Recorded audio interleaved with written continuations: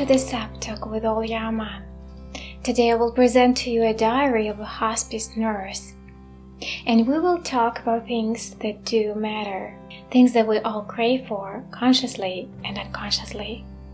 We'll see true life in a deadly interpretation.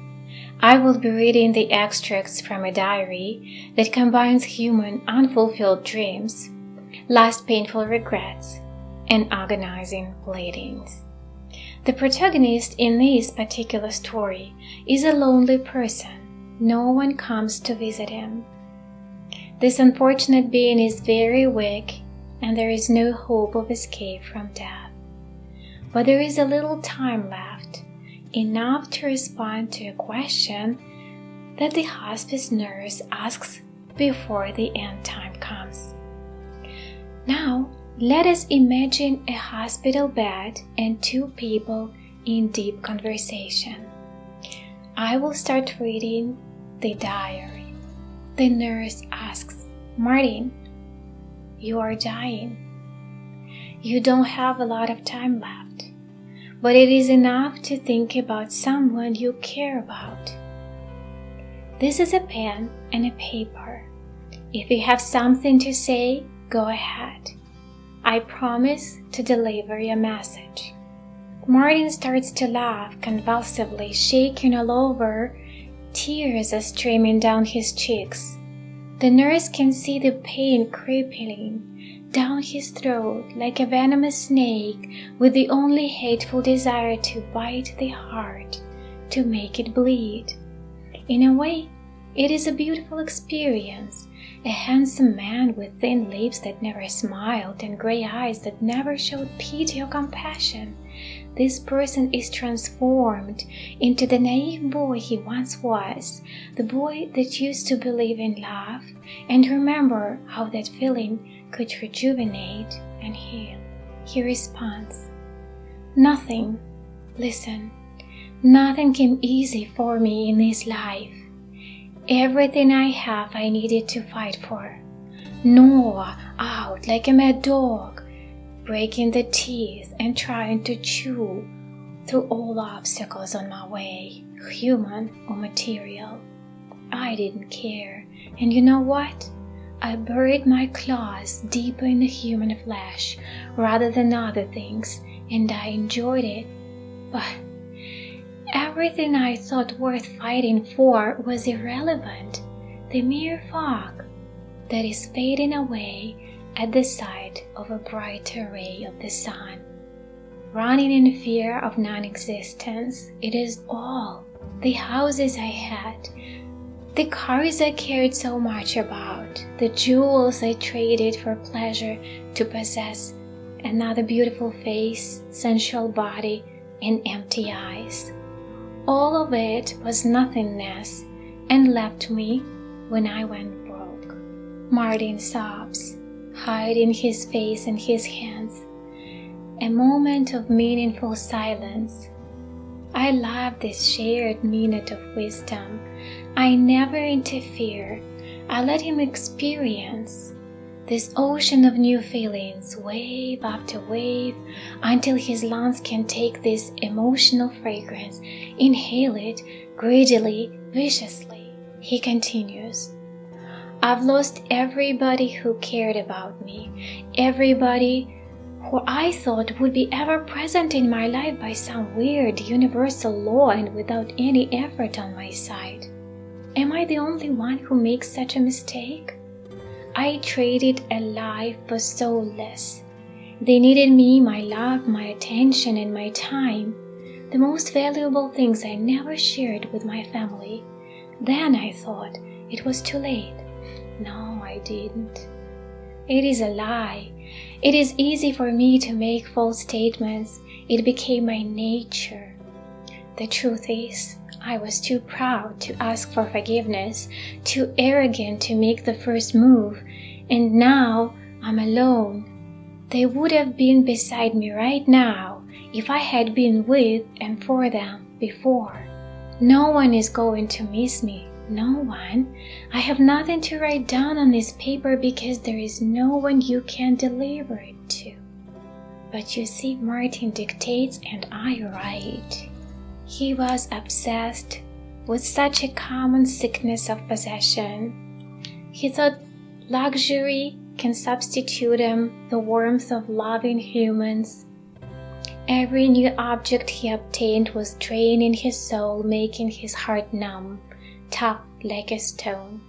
He lost connection with his wife and son many years ago, and now his letter is addressed to his now grown-up son. You see, when you have your life at the expense of your dearest people, death does as much by you in the end. You need to value those who are beside you when the sun is not on your side of the hedge, because when it is the other way around, anyone will be with you. Let me share the things that we can take out of this story and bring into our life. The first one, to lead the idle life of barefaced money hunting may very much be jolly good when you are young and healthy, but taking it all around, what are you going to take with you when time is up? Only the things that are burned into your memory will accompany you on your last stroll in this life. Memories that heighten your wisdom in the good deeds department will strike a relieving note. And quite the opposite will happen if you can only remember a scorching hankering for riches and swallowing people up in an eager rush for it. The second, if you make your air rife with the right questions every now and then, you will be able to realize your true nature and to cast off selfishness. Use up your precious present moments in doing good for others and immersing yourself completely in a valuable relationship with people you love and care about. You can see yourself as whole and complete only when you are in peace with your beloved circle. The third, be generous in a way when you do not want to return. Let yourself forget what you've done for others, the good things you've shared.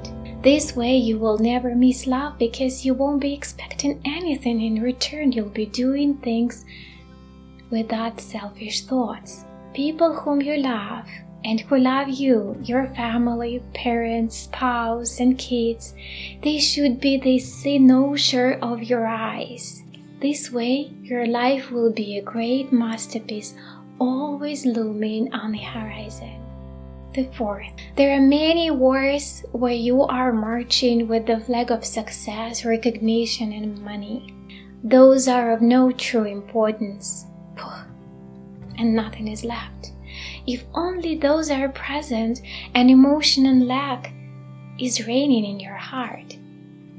A skill of commanding love is the biggest blessing in life.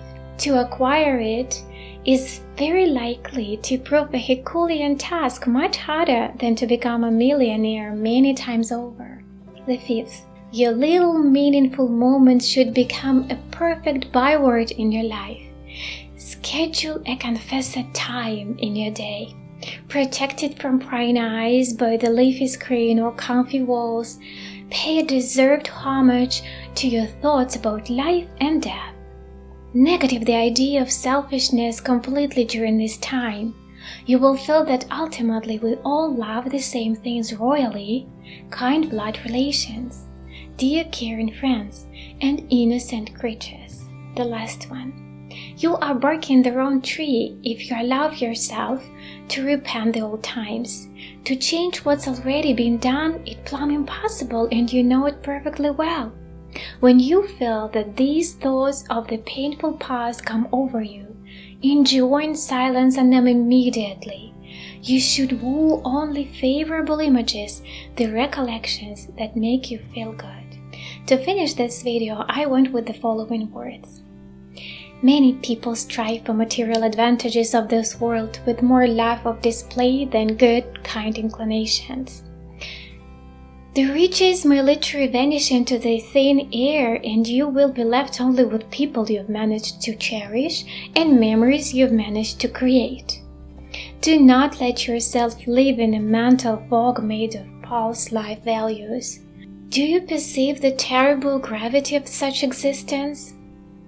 Do not be tongue-tied when you talk to yourself and bow pretenses out of your life with an impatient Tchah.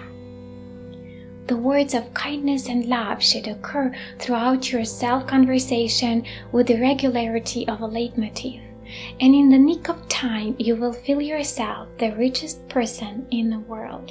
I hope our today meeting was beneficial for you and you enjoyed this moment of wisdom with my sap talk. Stories worth sharing. I will be waiting for you with our next video with our new story. Stay tuned. Bye.